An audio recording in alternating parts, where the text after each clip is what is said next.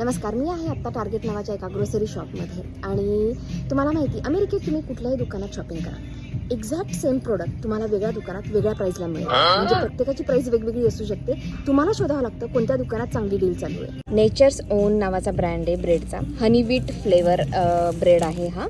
याची तुम्ही साईज बघू शकता, 567 ग्राम आहे आणि ह्याची प्राईस आहे $3.69. हा सेम प्रोडक्ट आपण बघूयात दुसऱ्या दुकानात कितीला मिळतो. हा एक्झॅक्ट सेम ब्रेड HEB स्टोअरमध्ये कितीला मिळतो बघूयात. त्याची किंमत आहे इथे $3.64. ट्रॉपिकानाचा नो पल्प ज्यूस इथे $3.94 आहे. आणि तोच ट्रॉपिकानाचा नो पल्प ज्यूस टार्गेटमध्ये $4.29 आहे. म्हणजे ऑलमोस्ट $1चा फरक आहे. मी जस्ट तुम्हाला हे उदाहरण म्हणून सांगते.